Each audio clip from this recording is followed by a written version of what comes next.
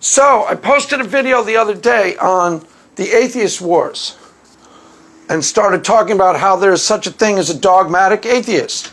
And lo and behold, I got irony of ironies, and actually really dogmatic human being starts insisting to me up and down that there can't be any such thing as a dogmatic atheist. Honestly, you can't make this stuff up. Literally. Tells me that that dogma implies tradition.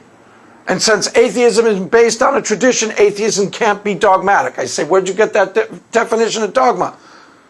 That's not what dogma means. Then I go on to explain that all dogma means and this is what dogma actually means, to be dogmatic. All it means is that there's a set of beliefs that you rigidly believe to be incontrovertibly true, and no amount of persuasion is going to convince you otherwise. Normally denotes because of some appeal to authority. Either the Bible told you it's true, or your family tells you it's true. But all dogma means, and all being dogmatic means, is that there is a series of beliefs that you rigidly believe to be inconvertibly true. You can be dogmatic about any underlying ideology under the sun.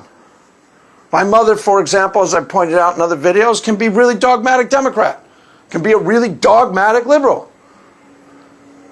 She believes her liberal beliefs to be incontrovertibly true. No amount of evidence, no amount of persuasion is going to convince her otherwise. Now, irony of ironies, like I say, this guy was being really dogmatic about his definition of dogma. Yeah, call it ironic. Goes so far as to call me a dipshit. Doubles down on his definition, doesn't ever bother to look it up. So, Holmes, if you listen to this, I doubt you will, but if you do, go look up the word. Especially before you start insulting people. It's not a good look, Holmes. Makes you look like not only an ignorant fool, but, going so far as to insult the person you're talking to when you're completely wrong, that brings, as far as I'm concerned, that's a bad look for the entire atheist community. A lot more atheists like that than you realize, atheists. That type of interaction happens frequently. Used to happen to me on Twitter all the time. They're cool atheists, to be sure. I point them out in my videos all the time. But there's some real douchebags out there. And, if you're listening, before you go insulting people, you should at least have the integrity to check your work. You make an assertion, somebody challenges your assertion. Before you start throwing insults around, this is a good idea for anybody listening. It's in your best interest to check your work. Because if you're calling someone a dipshit on YouTube, honestly, there's a better than 89% chance that you are the douchebag. Because I've never done that. Never. So, just something to think about. Just some food for thought for all of you there. Yeah, I doubt he heard it, so it doesn't really matter. Anywho, moving right along. Why did I bring it up is the more important thing. It isn't to point out that atheists are more dogmatic than other people. As a rule, they aren't. They're generally speaking less dogmatic than most other people. But there is a contingency of atheists who are rigidly ideological. And it has to do with the definition of atheism. And if you go look at Steve's Twitter feed, it's probably happening today. Didn't check today, but it happens almost every single day of the week.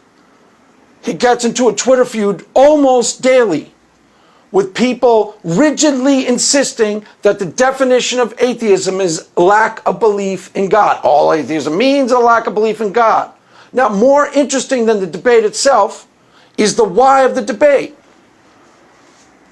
See, Steve is trying to use a more precise definition of the word atheism, one that denotes an actual belief that God does not exist. And if you're a practicing atheist listening to this video, examine your own beliefs.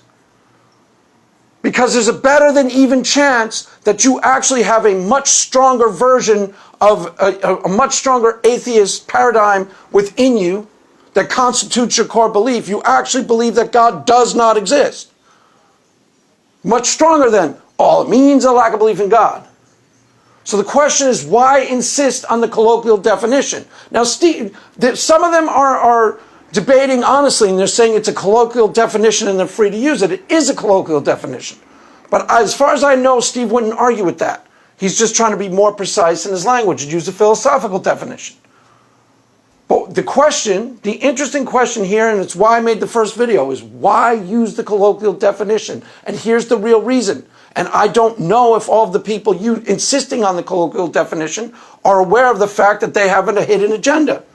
And the hidden agenda is it's a lot easier to defend publicly. A lot easier. It's why Matt Dillahunty wins a huge chunk of the debates he's in. It's a lot easier to do because he is not trying to rationally justify the proposition God does not exist. He is not, he is not trying to justify that proposition, which is well nigh impossible, which is really difficult to do. If you're an atheist listening to this and you do not believe me, try it out. But like I said, do it in private. Why? Because you're going to lose. Go, Stephanie, I want to debate you. I'm now going to prove to you that God does not exist. Do it in private, because she'll kill you. She'll be like, okay, bring it, Holmes. She'll be like, hi-ya, hi-ya, hi-ya. That's her winning the debate. That's a good imitation, Craig. Yeah, I know. I didn't ask if it was a good imitation. No, it's a good imitation. That's a really good imitation of Stephanie, Craig. I know that. I don't recall asking anybody. I'm perfectly well aware of the fact that that's a very good imitation of Stephanie winning a debate. But that's exactly what will happen. She'll do a smackdown on your ass. You'll be like, here, let me prove to you that God does not exist. And Stephanie will be like, okay, hi-ya, hi-ya. Why? Because it's really, really hard to do. That's why I don't know if all of the people who are insisting on the colloquial definition as the proper definition are aware of this fact, but the real underlying motivation, why Steve gets fought so diligently, why there's actually dogma. And just an interesting aside, you could probably examine, there are probably hidden agenda reasons for all dogmatic propositions. There's probably a reason why people stubbornly insist that this way, it's this way, or the highway. It's this way, and they're really, really rigid, and they double down on it no matter what. There's probably a hidden psychological mechanism at play that isn't exposed. That's why it's impossible to convince them otherwise. It's why they don't yield to evidence. Because they are not arguing on the surface. There's something going on beneath the surface that they're not owning up to. That's a really potent observation, guys. Honestly, think about that clearly. That's a really, really valuable observation. That's why it's really impossible to debate with people who are rigidly ideological and dogmatic. Just like the guy I was debating with yesterday about the definition of dogma. Didn't even bother to look it up. That's how dogmatic he was. Find out 1 minute that he was wrong.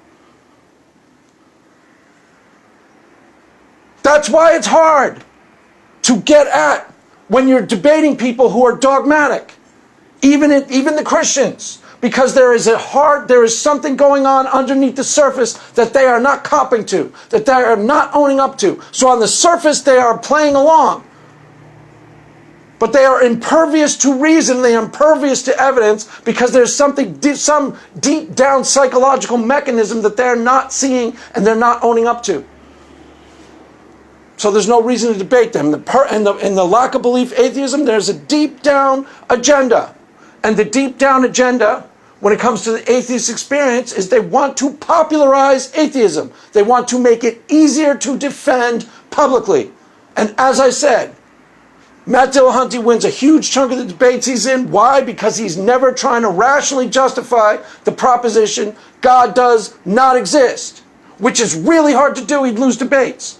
He is only trying to rationally justify his lack of belief, which is simple to do.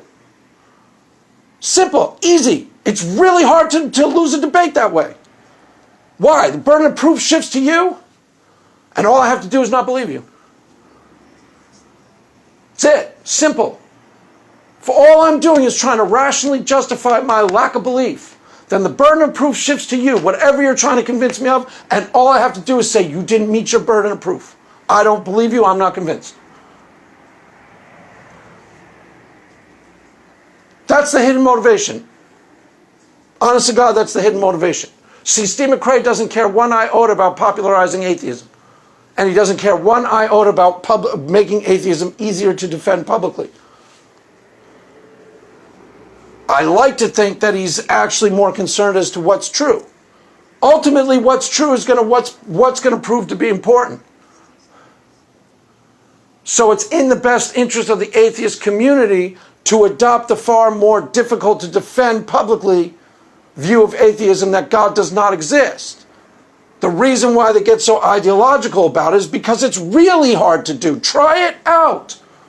Try it out. That's got to mean something somewhere. Because it is well nigh impossible to rationally justify the proposition God does not exist. Easy to poke holes in that automatically. I personally think that points to something about the fact of about the reality of God's existence or non-existence. But whatever, I'll let you draw that own conclusion. So, anyhow, rambling again, but I think it's on point. I think in the dogmatic, the ideological disputes between the lack of belief atheism and the philosophical atheist, there's a reason why it exists. And not all of the people fighting and battling their positions are aware of the underlying dynamic at play. But the reason why you would stubbornly insist on a colloquial definition of atheism that is less precise, because that's really what's at issue. That's why Steve objects, because it's not really all that precise. And if you actually examine the beliefs that you have, in the case of you, any atheist listening to me, it probably isn't precise in your case. You might say, no, all it means, Craig, is I lack a belief in God. But then you go and you live your life and you debate other people as if God does not exist, which is a much harder core version of your atheist belief system. So why do you only publicly cop to lack of belief in God? Because it's easy to defend publicly. You don't have to rationally justify your belief system. You just have to rationally justify your lack of belief. Much easier to do. And it's helpful in popularizing atheism. You get a lot of people listening to a show like The Atheist Experiences. That's all atheism means, a lack of belief? Well, put me in that category. Put me in the category. Why? Because I'm not really sure I believe either. So, there you have it, kids. Just my analysis on the ideological wars thus far. And, that's all on the subject for now. I'll post other videos on it. I'm sure it'll come up again. But, irony of ironies, you bring the subject up and you got atheists lining up to be dogmatic with you. So, there you have it, kids. That is all for now. Mass is ended. Go in peace. Amen.